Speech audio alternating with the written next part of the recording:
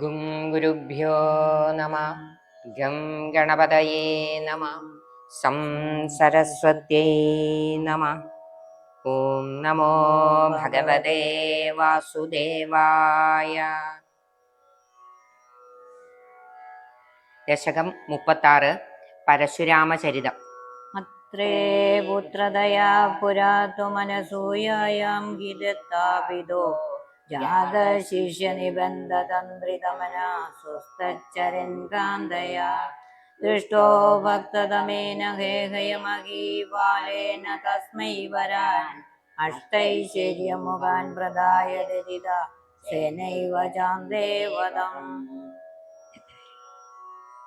അത്രേ പുത്രതയാ, അത്രി മഹർഷിയുടെ പുത്രനായിട്ട് അങ്ങ് പുരാ എന്ന് പറഞ്ഞാൽ പണ്ട്, ത്വം അതായത് ഈ നാരായണീയത്തിലെ ഒരു പ്രത്യേകത എന്താന്ന് വെച്ചാല് ഭഗവാനോട് നേരിട്ട് സംവദിക്കുന്ന രീതിയിലാണ് നാരായണീയം. അപ്പോൾ അങ്ങ് എന്ന് പറഞ്ഞിട്ട് ഭഗവാൻ മുമ്പിൽ ഇരിക്കുന്നു, ഭഗവാന്റെ തന്നെ ലീലകള് വർണ്ണിക്കുന്നു എന്ന രീതിയിലാണ്. അതുകൊണ്ടാണ് ത്വം അങ്ങ് അനസൂയായാം ഹി ദത്താഭിധോ, അതായത് അത്രി മഹർഷിയുടെ ഭാര്യയായ അനസൂയയിൽ അങ്ങ് ദത്തൻ എന്ന പേരിൽ, അതായത് ദത്താത്രേയ മഹർഷിയാണ് ഇവിടെ പരാമർശിക്കുന്നത്.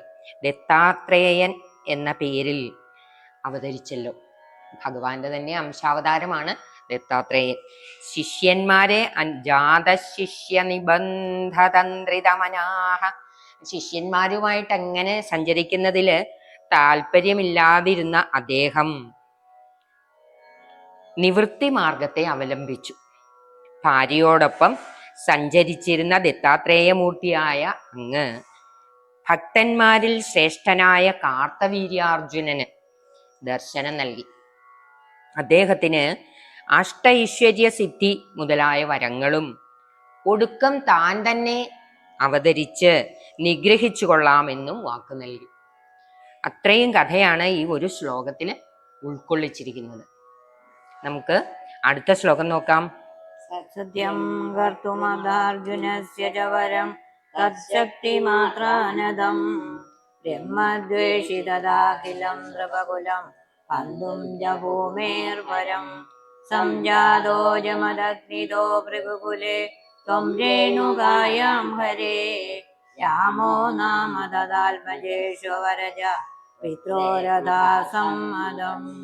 നാരായണ നാരായണ നാരായണ നാരായണ നാരായണ നാരായണ നാരായണ കൃഷ്ണ നാരായണ നാരായണ നാരായണ നാരായണ നാരായണ നാരായണ നാരായണ നാരായണ നാരായണ നാരായണ വിഷ്ണു നാരായണ നാരായണ നാരായണ. സർവത്ര ഗോവിന്ദ നാമ സങ്കീർത്തനം. ഗോവിന്ദ ഗോവിന്ദ. ഈ ശ്ലോകത്തില് ഭഗവാന്റെ ദശാവതാരമായി നമ്മൾ കണക്കാക്കപ്പെടുന്ന അവതാരങ്ങളിൽ ഒന്നായ പരശുരാമ അവതാരത്തെയാണ് വർണ്ണിക്കുന്നത്. സത്യം കർത്തുമധാർജുനസ്യ, അതായത് അർജുനൻ ഇവിടെ ഉദ്ദേശിക്കുന്നത് കാർത്തവീര്യാർജുനൻ. മുൻ ശ്ലോകത്തിൽ പറഞ്ഞ, അതായത് ദത്താത്രേയനായിട്ട് അവതരിച്ചപ്പോൾ കാർത്തവീര്യാർജുനന് ദർശനം നൽകി ഭഗവാൻ തന്നെ അവതരിച്ച് കാർത്തവീര്യാർജുനനെ നിഗ്രഹിക്കാം എന്നും വരം കൊടുത്തല്ലോ. അതിൻ്റെ ആ വാക്ക് സത്യമാക്കുന്നതിന് വേണ്ടി, സത്യം കർത്തും വാക്ക് കൊടുത്തു കഴിഞ്ഞാൽ ഭഗവാൻ എന്നും അത് സത്യമാക്കുക തന്നെ ചെയ്തിട്ടുണ്ട്. അപ്പൊ അതാണ് ഇവിടെ പറയുന്നത്. സത്യം കർത്തും അഥാർജുനസ്യ ച വരം, അർജുനന് കൊടുത്ത വരം, കാർത്തവീര്യാർജുനന് കൊടുത്ത വരം സത്യമാക്കുന്നതിന് വേണ്ടി തച്ഛക്തി മാത്രാനതം എന്ത് ചെയ്തു? ബ്രഹ്മദ്വേഷിതദാഖിലം നൃപകുലം, ബ്രാഹ്മണരെ ദ്വേഷിച്ച രാജാക്കന്മാരെ, ബ്രഹ്മദ്വേഷി എന്ന് പറഞ്ഞാൽ ബ്രാഹ്മണരെ ദ്വേഷിച്ച അഖിലം നൃപകുലം, അഖിലം എന്ന് പറഞ്ഞാൽ മുഴുവൻ രാജാക്കന്മാരെയും, നൃപകുലം എന്ന് പറഞ്ഞ രാജാക്കന്മാരെ, ഹന്തും ച ഭൂമേർഭരം, ഭൂമിയുടെ ഭാരത്തെ ഇല്ലായ്മ ചെയ്യുന്നതിനും വേണ്ടി, സഞ്ജാതോ ജനിച്ച, അവതരിച്ച, ജമദഗ്നിതോ, ജമദഗ്നി മഹർഷിയിൽ, ഭൃഗുകുലേ, ഭൃഗുകുലത്തില്, ത്വം അങ്ങ്, രേണുകായാം, രേണുകയുടെയും ജമദഗ്നിയുടെയും മകനായിട്ട്, രാമൻ എന്ന പേരിൽ, രാമോ നാമ തദാത്മജേഷ്വരജ പിത്രോരഥാ സമ്മതം.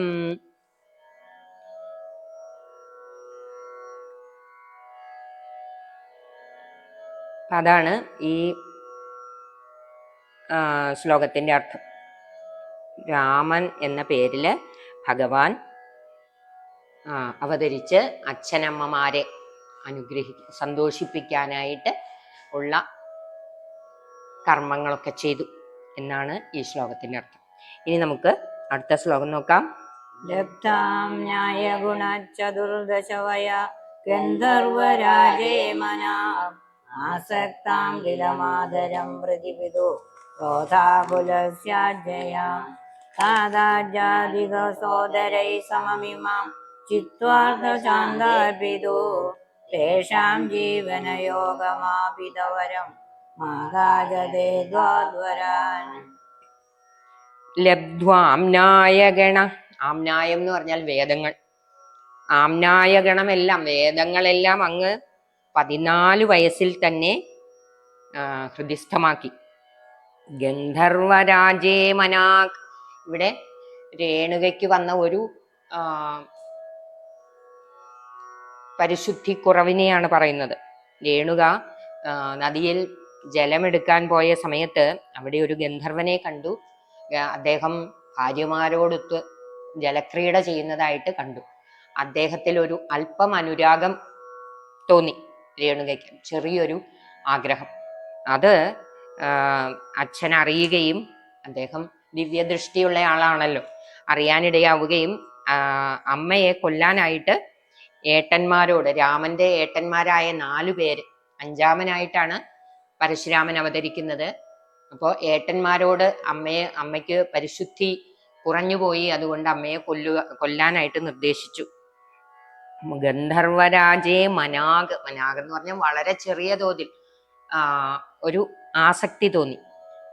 ആ അമ്മയെ കൊല്ലാനായിട്ട് കോപം പൂണ്ട അച്ഛൻ ഏട്ടന്മാരോട് നിർദ്ദേശിച്ചു.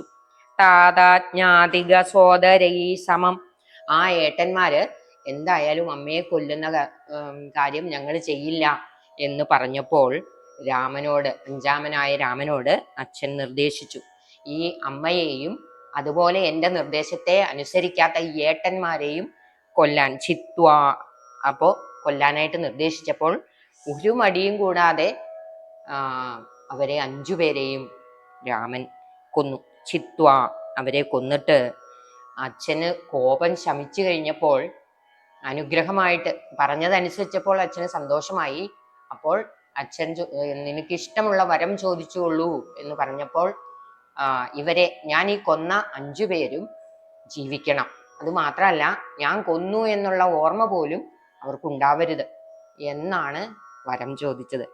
ശാന്താത് പിതുസ്തേഷാം ജീവനയോഗം, ജീവനയോഗം എന്ന് പറഞ്ഞാൽ ജീവൻ കിട്ടുക. ആപിധവരം, അതാണ് വരമായി ചോദിച്ചത്. മാതാചതേ അദാദ്വരാൻ, അമ്മയും വരങ്ങളെയൊക്കെ, അച്ഛൻ മാത്രമല്ല സന്തോഷിച്ചിട്ട് അമ്മയും രാമന് വരങ്ങളൊക്കെ നൽകി എന്നാണ് മേൽപ്പത്തൂര് ഈ ശ്ലോകത്തിൽ ആ കഥയെ അനുസ്മരിക്കുന്നത്. അപ്പൊ ഇനി നമുക്ക് അടുത്ത ശ്ലോകം നോക്കാം. പിത്രാമാതൃമുദേ സ്തവാഹൃദവിയർ ഹേനോർനിജാതാസമാൽ പ്രസ്ഥായാദഭൃഗോർഗിരഹിമഗിരൗ ആരാധ്യ ഗൗരീപദീം ലബ്ധ്വാ തൽപരശും തദുക്തധനുജ ചേദി മഹാത്മധികം പ്രാപ്തോ മിത്രമദാഹൃതവൃണമുനി പ്രാപ്യാഗമസ്വാശ്രമം.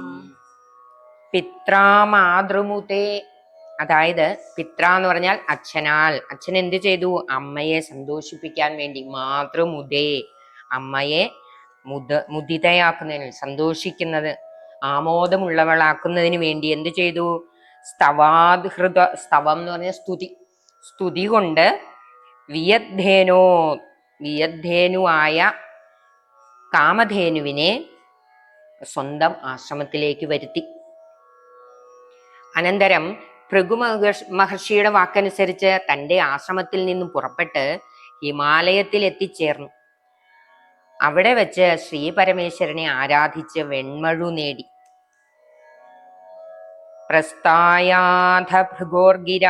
അങ്ങനെ കാമധേനുവിനെ ആശ്രമത്തിൽ ലഭിച്ചു കഴിഞ്ഞ ഒരു അവസരത്തിൽ ഭൃഗു മഹർഷിയുടെ വാക്കനുസരിച്ച് ഹിമാലയത്തിലേക്ക്, പരശുരാമൻ ഹിമാലയത്തിലേക്ക് പുറപ്പെട്ടു. പ്രസ്ഥാനം എന്ന് പറഞ്ഞാൽ യാത്ര പുറപ്പെടുക. അങ്ങനെ ഹിമാലയത്തിലേക്ക് യാത്ര പുറപ്പെട്ടു. ഹിമഗിരാവ ആരാധ്യ ഗൗരീപതിയും. എന്തിനു വേണ്ടിയാണ് പോയത്? ഗൗരീപതിയെ ആരാധിക്കുന്നതിന് വേണ്ടി, ശിവനെ ആരാധിക്കുന്നതിന് വേണ്ടിയായിരുന്നു ആ യാത്ര.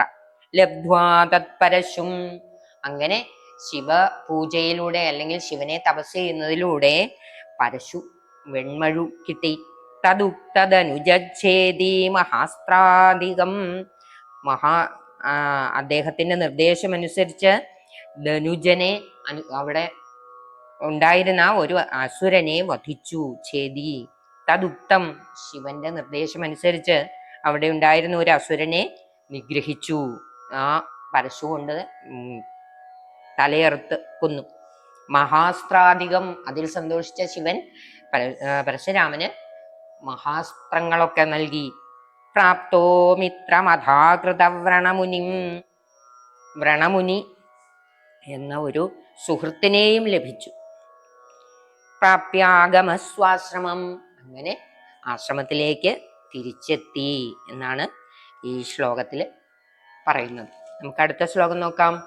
ആഹേടോ ഭഗതോർജുന സുരഗവി സംപ്രാപ്ത സംബന്ധനൈ തൽപിത്ര പരിഭൂജിത പുരഗതോ ദുർമന്ത്രി വാചാഗുന ഗാംഗേതും സജീവം നിയുക്തകുതിയ തേനാവിരുന്ധൻ മുനി പ്രാണക്ഷേപ സരോഷഗോപദജമു ചക്രേണ വത്സോ ഹൃദാ. ആഖേടോപഗതോർജുന. ഈ ശ്ലോകത്തിൽ കാർത്തവീര്യാർജുന വധത്തിനിടയായ സംഭവങ്ങളാണ് വിവരിക്കുന്നത്. നായാട്ടിന് വനത്തിലെത്തിച്ചേർന്ന കാർത്തവീര്യാർജുനൻ ദാഹം ശമിപ്പിക്കുന്നതിന് ജമദഗ്നിയുടെ ആശ്രമത്തിലെത്തി. രാജാവിനും കൂടെ ഉണ്ടായിരുന്നവർക്കും മൃഷ്ടാന്ന ഭോജനം ലഭിച്ചു. രാജാവ് അല്പം വെള്ളം വേണം, ദാഹിക്കുന്നു എന്ന് മാത്രമാണ് ചോദിച്ചത്. പക്ഷേ ജമദഗ്നി പറഞ്ഞു, വന്നോളൂ, നല്ലവണ്ണം ഭക്ഷണമൊക്കെ കഴിച്ചു പോകാം, നല്ല ക്ഷീണമില്ലേ എന്ന് ചോദിച്ചപ്പോൾ രാജാവ് പറഞ്ഞു, ഞാൻ മാത്രമല്ല, ഞങ്ങൾ കുറെ അധികം പേരുണ്ട്, സാരമില്ല, എത്ര പേരുണ്ടെങ്കിലും വിളിച്ചോളൂ എന്ന് പറഞ്ഞ് എല്ലാവരെയും വിളിച്ച് ആശ്രമത്തില് മൃഷ്ടാന്ന ഭോജനം നൽകി. അങ്ങനെ ഭക്ഷണമൊക്കെ കഴിച്ച് ക്ഷീണമെല്ലാം തീർന്ന് രാജാവ് സൈന്യത്തോടൊപ്പം അല്ലെങ്കിൽ വനത്തിൽ അനുഗമിച്ച എല്ലാവരോടും ഒപ്പം തിരിച്ച് കൊട്ടാരത്തിലെത്തി. കൊട്ടാരത്തിലെത്തി മന്ത്രിയോട് ഈ വിവരം പറഞ്ഞപ്പോഴാണ് മന്ത്രി ഈ പശുവിന്റെ കാര്യം മനസ്സിലാക്കിയത്. മന്ത്രിയുടെ ഉപദേശപ്രകാരം ആ കാമധേനുവിനെ വിലപ്പെട്ട വസ്തുക്കളെല്ലാം രാജാവിൻ്റെ കയ്യിലാണ് വേണ്ടത്. കാരണം അത് രാജ്യത്തിൽ എല്ലാവർക്കും ഒരേപോലെ പ്രയോജനപ്പെടണം എന്നുള്ള ഒരു ഉദ്ദേശത്തോടെയാണ്. എങ്കിലും മഹർഷി തൻ്റെ ദിവ്യ ശക്തി കൊണ്ട് വരുത്തിയ ആ കാമധേനുവിനെ രാജാവിന് വേണമെന്ന് ആവശ്യപ്പെടുകയും നൽകാതിരുന്നപ്പോൾ അതിനെ ബലമായി പിടിച്ചുകൊണ്ടു പോകുന്നത് തടയുന്നതിനിടയിൽ ജമദഗ്നിയെ അവർ വധിച്ചു. ഗാം ക്രേതും സജീവം. സജീവൻ എന്ന് പറഞ്ഞാൽ മന്ത്രി. ഗാം പശു, പശുവിനെ കൊടുക്കുന്നതിൽ. ക്രേതും ന്യയുങ്ത കുധിയ, ദുർബുദ്ധിയായ ആ മന്ത്രി പശുവിനെ ബലമായി കൊണ്ടുപോയി. തേനാപിരുന്ധൻ, രുന്ധൻ എന്ന് പറഞ്ഞാൽ തടസ്സപ്പെടുത്തുക. മുനി ജമദഗ്നി മഹർഷി അതിനെ തടസ്സപ്പെടുത്തിയപ്പോൾ പ്രാണക്ഷേപ സരോഷ ഗോഹത ചമൂചക്രേണ വത്സോ ഹൃത. കാമധേനു തടയുന്നതിനിടയിൽ ജമദഗ്നിയെ അവർ വധിച്ചു. കാമധേനു കോപം കൊണ്ട് സൈന്യത്തെ മുഴുവൻ നശിപ്പിച്ചു. ദുർബുദ്ധിയായ ആ മന്ത്രി പശുക്കുട്ടിയെ, അതായത് വത്സോഹൃത, പശുക്കുട്ടിയെ അപഹരിച്ചു. ഹൃത എന്ന് പറഞ്ഞാൽ അപഹരിക്കുക, വത്സൻ എന്ന് പറഞ്ഞാൽ കുട്ടി. ആ പശുക്കുട്ടിയെ അപഹരിച്ചു കൊണ്ടുപോയി. ഇതാണ് ഈ ശ്ലോകത്തിന്റെ അർത്ഥം. അടുത്ത ശ്ലോകം നോക്കാം. ശുക്രോ ജീവിതവാക്യചലിത ക്രോധോദസഖ്യാ സമം വിപ്രധ്യാതമഹോദരോപനിഹിതം ചാപം കുടാരം ശരാൻ ആരൂഢസഹവാഹയന്ത്യകൃത ജതം മാഹിഷ്മരീമാവിശൻ വാഗ്ഭിർവത്സമദാശുഷിശ്രുതിപദൗ സമ്രാസ്തുദാസങ്കരം. അങ്ങയുടെ അച്ഛൻ വധിക്കപ്പെട്ടെങ്കിലും, ശ്ലോകത്തിൽ പറഞ്ഞല്ലോ അച്ഛൻ വധിക്കപ്പെട്ടു, എങ്കിലും ശുക്രാചാര്യനാൽ ജീവിപ്പിക്കപ്പെട്ടു. അച്ഛന്റെ വാക്കുകളെ കേട്ടിട്ട് അങ്ങയ്ക്ക് അതിയായ കോപമുണ്ടായി. സുഹൃത്തായ അകൃതവ്രണമുനിയോടുകൂടെ മാഹിഷ്മതി നഗരത്തിലേക്ക് പോയി. പോകുന്നതിന് മുമ്പ് ധ്യാനിച്ചപ്പോൾ മഹോദരൻ എന്ന ശിവപാർഷദൻ വില്ലും വെൺമഴുവും ശരങ്ങളും നൽകി. പല പ്രാവശ്യം അപേക്ഷിച്ചിട്ടും രാജാവ് പശുക്കുട്ടിയെ കൊടുക്കാത്തപ്പോൾ തമ്മിൽ യുദ്ധമുണ്ടായി. ഇതാണ് ഈ ശ്ലോകത്തിന്റെ അർത്ഥം. അടുത്ത ശ്ലോകം നോക്കാം. പുത്രാണാമയുധേന സപ്തദശഭി അക്ഷൗഹിണീഭിർമഹാൻ സേനാനീഭിരനേകമിത്രനിവഹൈ വ്യാജം വിദായോധന സദ്യസ്തൽക്കുടാരബാണവിതളൻ വിശേഷ സൈന്യോൽക്കരോ ഭീതിപ്രദ്യുതനഷ്ടശിഷ്ടതനയ സ്വാമാപദേഹയാ. പുത്രാണാമയുധേന, അതായത് അയുധം എന്ന് പറഞ്ഞാല് 10,000 പുത്രന്മാർ. ഈ കാർത്തവീര്യാർജുനന് 1-2 അല്ല പുത്രന്മാർ, 10,000 പുത്രന്മാർ. പുത്രാണാമയുധേന സപ്തദശഭിശ്ചക്ഷൗഹിണീ. സപ്തദശ 70, സപ്ത 7, ദശ 10.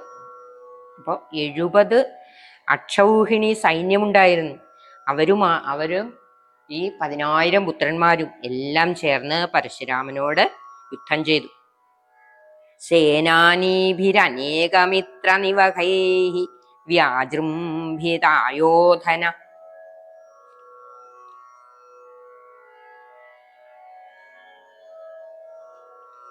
സപ്തദശ 17 അക്ഷൗഹിണി ആണ്. 17 അക്ഷൗഹിണി സൈന്യത്തോടും പരാക്രമസമ്പന്നരായ സേനാപതികളോടും കൂടെ അനേകം സുഹൃത്ത് സമൂഹങ്ങളോടും കൂടെ മഹായുദ്ധം നടത്തി. അതിവേഗം നിന്തിരുവടിയുടെ വെൺമഴു അസ്ത്രങ്ങൾ ഇവയാൽ എല്ലാ സൈന്യങ്ങളും പിളർക്കപ്പെട്ടു. അവശേഷിച്ച പുത്രന്മാരെല്ലാം ഭയം കൊണ്ട് ഓടിപ്പോയി. അപ്പോൾ കാർത്തവീര്യൻ അങ്ങയുടെ നേരെ കുതിച്ചു ചാടിയെത്തി. ഭീതി പ്രദ്രുത നഷ്ടശിഷ്ടതനയ. ഭീതി കൊണ്ട് പ്രദ്രുതൻ, ദ്രുതം ഓടിപ്പോകുന്നവൻ. നഷ്ടശിഷ്ടതനയ, ശിഷ്ടതനയ നഷ്ടപ്പെട്ട മക്കളിൽ 10,000 മക്കളിൽ കുറെ പേര് മരിച്ചു. ബാക്കിയുള്ളവർ, ശിഷ്ടം ആയിട്ടുള്ളവര്, മരിക്കാത്തവര് പേടികൊണ്ട് ഓടിപ്പോയി. ത്വാമാപതദ്ഹേഹയ. അപ്പോൾ ഹേഹയൻ, ഹേഹയൻ എന്ന് പറഞ്ഞാൽ കാർത്തവീര്യാർജുനൻ. കാർത്തവീര്യാർജുനന്റെ വേറെ പേരാണ് ഹേഹയൻ. ഹേഹയൻ അങ്ങയുടെ നേർക്ക് കുതിച്ചു ചാടിയെത്തി എന്നാണ്. പുത്രാണാമയുതേന സപ്തദശഭിശ്ചക്ഷൗഹിണീഭി മഹാസേനാനീഭി. അങ്ങനെ പല തരത്തില് കാർത്തവീര്യാർജുനന് ബലമുണ്ടായിരുന്നു. 10,000 മക്കള്, 17 അക്ഷൗഹിണി സൈന്യം, മിടുക്കരായിട്ടുള്ള സേനാനായകന്മാര്. അങ്ങനെ ഉള്ള ആ സൈന്യത്തെ പരശുരാമൻ തൻ്റെ കൂട്ടുകാരനായ അകൃതവ്രണമുനി മാത്രം, അവര് 2 പേരേ ഉള്ളൂ, ഈ സൈന്യത്തെ മുഴുവനും അതുപോലെ 10,000 മക്കളിൽ അനവധി പേരെ കൊന്നു. അപ്പോ മക്കൾ കുറെ പേര് മരിച്ചപ്പോൾ അത് കണ്ട് പേടിച്ചിട്ട് ബാക്കി മക്കള് ഓടിപ്പോയി. അപ്പോൾ ഒറ്റയ്ക്കായ കാർത്തവീര്യാർജുനൻ ഭഗവാന്റെ നേരെ കുതിച്ചു ചാടിയെത്തി എന്നാണ് ഈ ശ്ലോകത്തിൽ പറയുന്നത്. അടുത്ത ശ്ലോകം നോക്കാം. ലീലാവാരിത നർമ്മദാ ജലവല രംഗേശ ഗർവാവഹ ശ്രീമദ്ബാഹു സഹസ്രമുക്ത ബഹുശസ്ത്രാസ്ത്രം നിരുന്ധന്നമും ചക്രേ തുയ്യത വൈഷ്ണവേ വിവിഫലെ ബുദ്ധ്വാ ഹരിം ത്വാമുദാ ധ്യായന്തം ചിത സർവദോഷമവധി സോകാൽപരം ദേ പദം. ഒരിക്കൽ അതൊരു രാവണനുമായിട്ട് ബന്ധപ്പെട്ട കഥയാണ് പറയുന്നത്. ഒരിക്കൽ നർമ്മദാ തീരത്ത് ലീലാവാരിത നർമ്മദാ ജലത്തില് ലീലകൾ ജലക്രീഡ ചെയ്യുകയായിരുന്നു. കാർത്തവീര്യാർജുനന്റെ ഭാര്യമാര് അവിടെ നീന്തി കളിക്കുകയായിരുന്നു. അപ്പൊ അവർക്ക് ധാരാളം വെള്ളം കിട്ടിക്കോട്ടെ എന്നുള്ള ഉദ്ദേശത്തില് കാർത്തവീര്യാർജുനന് 1000 കൈകളാണുള്ളത്. രണ്ടു വശത്തും 500 കൈകൾ വീതം. ആ കൈകൾ ഇങ്ങനെ അടുക്കി വെക്കുമ്പോഴത്തേക്കും തന്നെ ഒരു ചിറ കെട്ടിയ ഫലമാവും. അപ്പോ അങ്ങനെ വെള്ളം പൊങ്ങി ചിറ കെട്ടിയതുപോലെ നിമിഷങ്ങൾ കൊണ്ട് ചിറ കെട്ടാൻ സാധിക്കും. അങ്ങനെ ചിറ കെട്ടി നിർത്തിയിരിക്കുകയായിരുന്നു. അപ്പൊ എന്ത് പറ്റിയെന്ന് വെച്ചാല് അതിനും കുറച്ചു മുകളിൽ നർമ്മദാ തീരത്ത് രാവണൻ ലങ്കേശൻ ലീലാവാരിത നർമ്മദാ ജലവലങ്കേശ ഗർവാപഹ ലങ്കേശൻ അവിടെ ഇരുന്ന് ലങ്കേശനായ രാവണൻ അവിടെ ഇരുന്ന് പൂജാദികളൊക്കെ ചെയ്യുന്നുണ്ടായിരുന്നു. ശ്രീമദ്ബാഹു സഹസ്രമുക്ത ബഹുശസ്ത്രാസ്ത്രം നിരുന്ധന്നമും നർമ്മദാ തടത്തിൽ വെള്ളം പൊങ്ങി രാവണൻ അതിൽ മുങ്ങി തുടിച്ചു കുഴങ്ങി. അങ്ങനെ പൂജ ചെയ്തുകൊണ്ടിരുന്ന രാവണൻ ഓർക്കാപ്പുറത്ത് വെള്ളം പൊങ്ങിയപ്പോ അതില് മുങ്ങി പൊങ്ങി. അങ്ങനെ രാവണന്റെ അഹങ്കാരത്തെ നശിപ്പിച്ചു. ലങ്കേശ ഗർവാപഹം ഗർവം എന്ന് പറഞ്ഞാൽ അഹങ്കാരം. അപഹരിക്കുക, ഗർവത്തെ അപഹരിച്ചു. അങ്ങനെ വെള്ളത്തിൽ മുങ്ങി തുടിച്ചതിന്റെ ഫലമായിട്ട് രാവണൻ ഉണ്ടായിരുന്ന ഗർവം കുറെ പോയി. അങ്ങനെ രാവണന്റെ അഹങ്കാരത്തെ നശിപ്പിച്ചു. കാർത്തവീര്യൻ വീരശ്രീ കളിയാടുന്ന 1000 കൈകളെ കൊണ്ട് അനേകം ആയുധങ്ങളും ദിവ്യാസ്ത്രാദികളും പ്രയോഗിച്ചു. അങ്ങ് കാർത്തവീര്യനെ സമർത്ഥമായി തടഞ്ഞു. അനന്തരം സുദർശന ചക്രം അർജുനൻ പ്രയോഗിച്ച് നിഷ്ഫലമായപ്പോൾ നിന്തിരുവടി ശ്രീഹരിയാണെന്ന് അവന് മനസ്സിലായി. നിന്തിരുവടിയെ ധ്യാനിക്കുന്നവനായി കാർത്തവീര്യൻ ധ്യായന്തം ചിത സർവദോഷമവധി സോഗാത് പരം തേ പദം. പല കഥകൾ ഒന്നിച്ച് ഒരു ശ്ലോകത്തിൽ എങ്ങനെ ചേർത്തിരിക്കുകയാണ്. രാവണന്റെ കഥയൊന്ന് സൂചിപ്പിച്ചു, പിന്നെ കാർത്തവീര്യാർജുനന്റെ നിധനം, അതായത് ഭഗവാൻ തന്നെ അവനെ കൊന്നു. അവന്റെ ദോഷങ്ങളെയെല്ലാം ഇല്ലായ്മ ചെയ്തിട്ട് ഭഗവാന്റെ പദത്തിലേക്ക് എത്തിച്ചു, വൈകുണ്ഠത്തിലേക്ക് എത്തിച്ചേർന്നു. അതായത് ഐശ്വര്യങ്ങളൊക്കെ ഉണ്ടാവുമ്പോൾ എന്തായാലും കുറച്ച് മതം ഉണ്ടാവും, അഹങ്കാരം ഉണ്ടാവും. ആ അഹങ്കാരം പോലും ഭഗവത് ഭക്തന്മാർക്ക് പോലും ഉണ്ടാവുന്നതാണ് അഹങ്കാരം. അപ്പൊ ആ അഹങ്കാരം പോലും ഒരു മാലിന്യമാണ്. അപ്പൊ അതിനെ നീക്കം ചെയ്തതിന് ശേഷം വേണം വൈകുണ്ഠത്തിലേക്ക് എത്തിച്ചേരാൻ. അതുകൊണ്ട് ചിത സർവദോഷമവധി, ദോഷങ്ങളെയെല്ലാം നീക്കിയതിന് ശേഷം കാർത്തവീര്യനെ വൈകുണ്ഠത്തിലേക്ക് എത്താൻ കാർത്തവീര്യന് വൈകുണ്ഠത്തിൽ എത്തിച്ചേരാൻ സാധിച്ചു എന്നാണ്. സോഗാത് പരം തേ പദം, അങ്ങയുടെ പദമായ വൈകുണ്ഠത്തിൽ അഗാത് വൈകുണ്ഠത്തിലേക്ക് എത്തിച്ചേർന്നു എന്നാണ് ഈ ശ്ലോകത്തിൽ പറയുന്നത്. നമുക്ക് അടുത്ത ശ്ലോകം നോക്കാം. ഭൂയോ മർഷിതഹേഹയാൽമജഗണൈ താദേഹദേരേണുകാം ആജ്ഞാനാം ഹൃദയം നിരീക്ഷ്യ ബഹുശോ ഘോരാം പ്രതിജ്ഞാം വഹൻ ധ്യാനാനീതരദായുധസ്വമകൃത വിപ്രദ്രുഹക്ഷത്രിയാൻ ദിക്ചക്രേ ഷൂഡാരയൻ വിശിഖയൻ നിക്ഷത്രിയാം മേദിനീം. ഭൂയോമർഷിതഹേഹയാത്മജഗണൈ, അങ്ങനെ കാർത്തവീര്യാർജുനന്റെ മരണം സംഭവിച്ചപ്പോൾ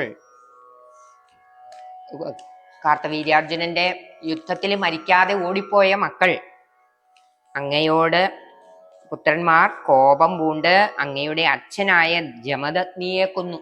അതായത് പശുവിനെ വീണ്ടെടുത്ത്, കാർത്തവീര്യാർജുനനെ കൊന്ന് പശുവിനെ വീണ്ടെടുത്ത് ആശ്രമത്തിൽ എത്തിയപ്പോൾ മഹർഷി പറഞ്ഞു, അതായത് അച്ഛൻ, പരശുരാമന്റെ അച്ഛൻ പറഞ്ഞു, നമ്മൾ ബ്രാഹ്മണരാണ്, ഇങ്ങനെയുള്ള പാതകങ്ങളൊന്നും ചെയ്യാൻ നമുക്ക് പാടില്ലാത്തതാണ്. അതുകൊണ്ട് ഇതിൽ നിന്ന്, ഈ പാപത്തിൽ നിന്ന് മോചിതനാകാൻ വേണ്ടി തീർത്ഥാടനം ചെയ്യാൻ പറഞ്ഞ് പരശുരാമനെ പറഞ്ഞയച്ച അവസരത്തിലാണ് കാർത്തവീര്യാർജുനന്റെ മക്കൾ വന്ന് ജമദഗ്നിയെ കൊല്ലുന്നത്. അത് കണ്ടിട്ട് അങ്ങയുടെ അമ്മയായ രേണുക പല പ്രാവശ്യം നെഞ്ചത്തടിച്ച് കരഞ്ഞു. അങ്ങനെ അമ്മയുടെ കരച്ചില് കണ്ടുകൊണ്ടാണ് തീർത്ഥാടനത്തിന് പോയ പരശുരാമൻ തിരിച്ചെത്തുന്നത്. അത് കണ്ടപ്പോൾ അമ്മ നെഞ്ചത്തടിക്കുന്നത് നിർത്തിക്കോളൂ അമ്മയെ, വിഷമിക്കണ്ട എന്ന് അദ്ദേഹം പറഞ്ഞില്ല. നോക്കി നിന്നു, എണ്ണിക്കൊണ്ട് നിന്നു. എത്ര തവണ നെഞ്ചത്തടിച്ചു? 21 തവണയായപ്പോ ഭഗവാൻ പറഞ്ഞു നിർത്തിക്കോളൂ. ഈ ഇത്രയും തവണ അമ്മ എത്ര തവണ നെഞ്ചത്തടിച്ചു, അത്രയും തവണ ഈ ദുഷ്ടനായ ക്ഷത്രിയരെ മുഴുവൻ ഞാൻ കൊല്ലും എന്ന് അദ്ദേഹം ഘോരാം പ്രതിജ്ഞാം വഹൻ ആജ്ഞാനാം ഹൃദയം നിരീക്ഷ്യ ഭൂയോമർഷിത ഹേഹയാത്മജഗണൈ. അമർഷം എന്ന് പറഞ്ഞ ദേഷ്യം. ഭൂയോ വീണ്ടും വീണ്ടും ദേഷ്യം പൂണ്ട ഹേഹയാത്മജൻ. ഹേഹയൻ എന്ന് പറഞ്ഞാൽ നേരത്തെ പറഞ്ഞല്ലോ, കാർത്തവീര്യാർജുനന്റെ വേറെ പേരാണ്. ഹൈഹയം എന്ന രാജ്യത്തിന്റെ രാജാവായതുകൊണ്ട് ഹേഹയൻ എന്ന് പേരുണ്ട്. അദ്ദേഹത്തിന്റെ ആത്മജൻ എന്ന് പറഞ്ഞ പുത്രൻ, ആത്മജഗണൈ എന്ന് പറഞ്ഞ പുത്രന്മാർ. താദേഹതേ, അവരുടെ അച്ഛനെ കൊന്നതിന്റെ ദേഷ്യത്തിൽ ജമദഗ്നിയെ വന്ന് വധിക്കുന്നു. അപ്പോൾ രേണുക എന്ത് ചെയ്തു? അതായത് പരശുരാമന്റെ അമ്മയായ രേണുക ആജ്ഞാനാം ഹൃദയം, നെഞ്ചത്തടിച്ച് കരഞ്ഞു. നിരീക്ഷ്യ ബഹുശോ, പല പ്രാവശ്യം നെഞ്ചത്തടിക്കുന്നത് രാമൻ അവിടെ നിന്ന് പരശുരാമൻ വന്നത് വരണ വഴി കണ്ടു. അപ്പോ അത് എണ്ണിക്കൊണ്ട് അവിടെ നോക്കി നിന്നു. നിരീക്ഷ്യ എന്ന് പറഞ്ഞാൽ നോക്കി നിൽക്കുക. ബഹുശോ, പല പ്രാവശ്യം. ഘോരാം പ്രതിജ്ഞാം വഹൻ, ഒരു ഘോരമായ പ്രതിജ്ഞ എടുത്തു. ധ്യാനാനീതരധായുധസ്ത്വമകൃധാ വിപ്രദ്രുഹക്ഷത്രിയാൻ. ബ്രാഹ്മണരെ ദ്രോഹിക്കുന്ന, വിപ്രൻ എന്ന് പറഞ്ഞ ബ്രാഹ്മണരെ ദ്രോഹിക്കുന്ന ക്ഷത്രിയന്മാരെ എല്ലാം ദിക്ചക്രേഷു കുഠാരയൻ വിശിഖയൻ നിക്ഷത്രിയാം മേദിനീം. ഈ ഭൂമി ഞാൻ ക്ഷത്രിയന്മാരില്ലാത്ത ഭൂമിയാക്കി മാറ്റും എന്നുള്ള രീതിയിലുള്ള ഒരു, അതായത് ദുഷ്ട ക്ഷത്രിയന്മാരെ എല്ലാം, നല്ലവരായവരെ കൊല്ലുകയില്ല. വിപ്രദ്രുഹരായിട്ടുള്ള, വിപ്രന്മാരെന്ന് പറഞ്ഞാൽ എന്താണ് വിപ്രന്മാരോട് ഇത്ര സ്നേഹം, അല്ലെങ്കിൽ വിപ്രന്മാരെ ദ്വേഷിക്കുന്നവരോട് ദേഷ്യം? കാരണം വിപ്രന്മാരെ ആരെയും ദ്രോഹിക്കാൻ പോവുകയില്ല. ഭാരതം എന്ന രാജ്യത്തിന്റെ പ്രധാന ചിന്താഗതിയാണത്. നമ്മൾ ആരെയും ദ്രോഹിക്കാൻ, മറ്റൊരു രാജ്യത്തെ ആക്രമിച്ച് തന്റെ കീഴിലാക്കാൻ ശ്രമിക്കാറില്ല. അതുപോലെ തന്നെയാണ് വിപ്രന്മാർ. വേറൊരാളുടെ അധികാര പരിധിയിൽ കടന്ന് അല്ലെങ്കിൽ അവരുടെ സ്വാതന്ത്ര്യത്തെ ഹനിച്ച് ഒന്നും നേടാനായിട്ട് ശ്രമിക്കില്ല. അതൊന്നും ശാശ്വതമല്ല എന്ന് അറിയാവുന്നവരാണവര്. അങ്ങനെയുള്ള അവരെ, അങ്ങനെ വേറെ ആർക്കും ഉപദ്രവം ചെയ്യാത്ത, ലോകത്തിന് നന്മ വരണം, എല്ലാവർക്കും നന്മ വരണം എന്നുള്ള ചിന്തയുള്ള അവരെ ദ്രോഹിച്ചാൽ അത് അന്യായമാണ്. അതുകൊണ്ടാണ് വിപ്രദ്രുഹരായിട്ടുള്ള, വിപ്രന്മാരെ ദ്രോഹിക്കുന്നവരായിട്ടുള്ള ക്ഷത്രിയരെ എല്ലാം കൊല്ലും, വധിക്കും എന്ന് അദ്ദേഹം ഘോരമായ പ്രതിജ്ഞയെ എടുത്തത്. എന്താണ് ഈ ശ്ലോകത്തിന്റെ അർത്ഥം? ഇനി നമുക്ക് അടുത്ത ശ്ലോകം നോക്കാം. താതോ ജീവനകൃത്നുപാലകുലം ത്രിസപ്തകൃത്തോ ജയൻ സന്ദർപ്യാദ സമന്തപഞ്ചകമഃ രക്തൗഹൃദൗഘേ വിദൂൻ യജ്ഞേഷ്മാമവികാശ്യവാദിഷു ദിശൻ സാൽവേന യുധ്യൻ പുനാ കൃഷ്ണോമും നിഗനിഷ്യതീതി ശമിതോ യുദ്ധാൽ കുമാരൈർഭവാൻ. തതോ ജീവനകൃപാലകുലം. താതൻ എന്ന് പറഞ്ഞ അച്ഛൻ. ജീവനകൃത്ത്, ഭഗവാൻ തന്നെ അച്ഛനെ ജീവിപ്പിച്ചു. നേരത്തെ ഒരിക്കലും ശുക്രൻ മൃതസഞ്ജീവനി, ശുക്രൻ എന്ന് പറഞ്ഞ അസുരന്മാരുടെ ആചാര്യനാണ്. ശുക്ര മഹർഷിക്ക് മൃതസഞ്ജീവനി എന്ന മന്ത്രമുണ്ട്. മരിച്ചവരെ ജീവിപ്പിക്കാൻ സാധിക്കും. അവരുടെ ശരീരം അവശേഷിക്കുന്നുണ്ടെങ്കിൽ അതിൽ നിന്ന് ജീവിപ്പിക്കാൻ സാധിക്കും. ഇവിടെ പരശുരാമൻ തന്നെ അച്ഛനെ വീണ്ടും ജീവിപ്പിച്ചു. താതോ ജീവനകൃ നൃപാലകുലം ത്രിസപ്തകൃത്വ. നൃപാലകുലം, നൃപാലകൻ എന്ന് പറഞ്ഞ രാജാവ്, രാജാക്കന്മാരുടെ കുലം തന്നെ എത്ര തവണ നശിപ്പിച്ചു? ത്രിസപ്തകൃ, 3 സപ്ത 7, 3 × 7, 3 × 7, അതായത് 21 തവണ. ത്രിസപ്തകൃത്വോ ജയൻ സന്ദർപ്യാധ സമന്ത പഞ്ചക മഹാരക്തഹ്രദൗഘേ പിതൃൻ. എന്നിട്ട് സമന്ത പഞ്ചകം എന്നൊരു ഹ്രദമുണ്ടാക്കി, കുളമുണ്ടാക്കി. നിന്തിരുവടി അച്ഛനെ ഉജ്ജീവിപ്പിച്ചതിന് ശേഷം രാജവംശത്തെ 37 വട്ടം, 21 തവണ ഉന്മൂലനം ചെയ്തു. അഥ സമന്ത പഞ്ചക മഹാരക്തഹ്രദൗഘേ പിതൃൻ സന്ദർപ്യ. അനന്തരം സമന്ത പഞ്ചകത്തിലെ മഹാരക്തജലാശയങ്ങളിൽ നല്ലവണ്ണം പിതൃതർപ്പണം ചെയ്തു. യജ്ഞേക്ഷ്മാമപി കാശ്യപാദിഷു ദിശൻ. യാഗത്തിൽ ഭൂമിയും മറ്റെല്ലാ സമ്പത്തുക്കളും കാശ്യപാദികളിൽ സമർപ്പിച്ചു. സാൽവേന യുദ്ധ്യൻ. സാൽവനോട് യുദ്ധം ചെയ്തു. സാൽവ രാജാവ് ഒരു ദുഷ്ടനായ അസുര സ്വഭാവമുള്ള രാജാവാണ്. അദ്ദേഹത്തോട് യുദ്ധം ചെയ്തു. പുനഃകൃഷ്ണ അമും നിഹനിഷ്യതി ഇതി കുമാരൈഹി യുദ്ധാത് ശമിതഃ. അനന്തരം ശ്രീകൃഷ്ണൻ ഇവനെ നിഗ്രഹിച്ചുകൊള്ളും. ഇവനെ നിഗ്രഹിക്കാൻ താനല്ല, ശ്രീകൃഷ്ണനാണ് നിശ്ചയിക്കപ്പെട്ടിരിക്കുന്നത് എന്ന് മനസ്സിലാക്കിയിട്ട് സനൽകുമാരാദികൾ, കുമാരൈഹി, കുമാരന്മാരെന്ന് പറഞ്ഞാൽ സനത് കുമാരന്മാർ, ഒരു 4 പേരാണ്. സനത്കുമാരൻ, സനന്ദൻ, സനാതനൻ, സനത്കുമാരൻ, അങ്ങനെ 4 പേരാണുള്ളത്. ആ മഹർഷിമാരുടെ നിർദ്ദേശപ്രകാരം ദിവ്യ ഋഷികളാൽ യുദ്ധത്തിൽ നിന്ന് പിന്തിരിപ്പിച്ചു.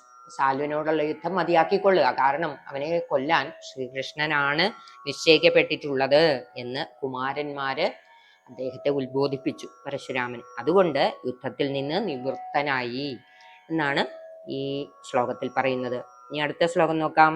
യസ്യാസ്ത്രാണി മഹേന്ദ്ര ഭൂവൃതിതവ തന്വൻ പുനർമജ്ജിതാ ഗോകർണാവതി സാഗരേണ ധരണി ദൃഷ്ട്വാർത്തിദസ്താപസൈ യാദേശാസുധൃതാനലാസ്ത്രചകിതം ചിന്തും സുവർപ്രേവണാൽ ഉത്സാരോ ധൃതകേരളോ മൃദുപദേ വാദേശ സംരക്ഷമാം. സർവത്ര ഗോവിന്ദ നാമ സങ്കീർത്തനം. ഗോവിന്ദ ഗോവിന്ദ. പരശുരാമനായിട്ട് അവതരിച്ച് ഈ മഹൽ കൃത്യങ്ങളൊക്കെ നിർവഹിച്ച ഗുരുവായൂരപ്പ ഈ ദശകം അവസാനിപ്പിക്കുകയാണ് എന്നാണ് ഈ ശ്ലോകത്തിൽ നിന്ന് നമുക്ക് മനസ്സിലാവുന്ന. ഈ കഥകളൊക്കെ ചുരുക്കി പറഞ്ഞിട്ട് അങ്ങ് ആയുധങ്ങളെ ഉപേക്ഷിച്ച് ഇങ്ങനെ തൻ്റെ കർമ്മങ്ങളെല്ലാം, കൃത്യങ്ങളെല്ലാം നിർവഹിച്ചതിന് ശേഷം ആയുധങ്ങളെ ഉപേക്ഷിച്ചു. ന്യസ്യാസ്ത്രാണി. ന്യസ്യെന്ന് സന്യാസം. സന്യാസം എന്ന് പറഞ്ഞാൽ എല്ലാത്തിനെയും ന്യസിക്കുക, ഉപേക്ഷിക്കുക, യാതൊന്നും സ്വന്തമാക്കി വെക്കാതിരിക്കുക എന്നാണ് സന്യാസം. അതുപോലെ ന്യസ്യം, ഇദ്ദേഹം എന്താണ് ഉപേക്ഷിച്ചത്? ന്യസ്യം ചെയ്തത് അസ്ത്രാണി, അസ്ത്രങ്ങള്, ആയുധങ്ങളെ ഉപേക്ഷിച്ചു. മഹേന്ദ്രഭൂഭൃതി തപസ്തന്വൻ. മഹേന്ദ്ര പർവ്വതത്തിൽ തപസ് ചെയ്തുകൊണ്ടിരിക്കുകയാണ് ഇപ്പോഴും. അദ്ദേഹം തിരിച്ചു പോയിട്ടില്ല. മഹേന്ദ്ര പർവ്വതത്തിൽ ഇപ്പോഴും തപസ് ചെയ്തുകൊണ്ടിരിക്കുന്നു എന്നാണ്. പിന്നീട് ഗോകർണം വരെ സമുദ്രത്തിൽ മുങ്ങിപ്പോയ കേരള ഭൂമിയെ വീണ്ടെടുത്തു. ഗോകർണാവധി സാഗരേണ ധരണീം. സാഗരത്തിൽ നിന്ന്, സമുദ്രത്തിൽ നിന്ന് ധരണി, ഭൂമി, ആ പ്രദേശത്തെ, ഭൂപ്രദേശത്തെ എന്നാണ് ഉദ്ദേശിക്കുന്നത് ഭൂമി എന്ന് പറയുമ്പോൾ. ദൃഷ്ട്വാർത്ഥിതൈസ്താപസൈ. താപസന്മാരുടെ പ്രാർത്ഥന കൊണ്ട് ധ്യാനിച്ചു വരുത്തിയ വില്ലിൽ തൊടുത്ത ആഗ്നേയ മഹാസ്ത്രം കൊണ്ട് ഭയപ്പെട്ട സമുദ്രത്തെ സ്രുവമെറിഞ്ഞ് അകലേക്ക് മാറ്റിയാണ്. സ്രുവം എന്ന് പറഞ്ഞാല് പരശു, ഭഗവാന്റെ കയ്യിലുള്ള പരശു എറിഞ്ഞ് അകലേക്ക് മാറ്റിയാണ് കേരളത്തെ ഉയർത്തിയത്. കേരള ഉൽപ്പത്തിയിൽ ഇത് പറയുന്നുണ്ട്. പരശുരാമൻ മഴുവെറിഞ്ഞ് വീണ്ടെടുത്തതാണ് കേരളം എന്ന് പറയുന്ന ആ കഥാഭാഗവും കൂടി മേൽപ്പത്തൂര് ഈ ശ്ലോകത്തിൽ ഉൾപ്പെടുത്തി. അങ്ങനെ പരശുരാമാവതാരം ഇവിടെ സംക്ഷേപിച്ച് പറഞ്ഞു. ഇങ്ങനെ ഈ ദശകം ഇവിടെ തീരുകയാണ്. സർവത്ര ഗോവിന്ദനാമ സങ്കീർത്തനം. ഗോവിന്ദ ഗോവിന്ദ. കായേന വാചാ മനസേന്ദ്രിയൈർവാ ബുദ്ധ്യാത്മനാ വാ പ്രകൃതേ സ്വഭാവാത് കരോമി യദ്യൽ സകലം വരസ്മൈ നാരായണായേതി സമർപ്പയാമി. സർവം നാരായണായേതി സമർപ്പയാമി.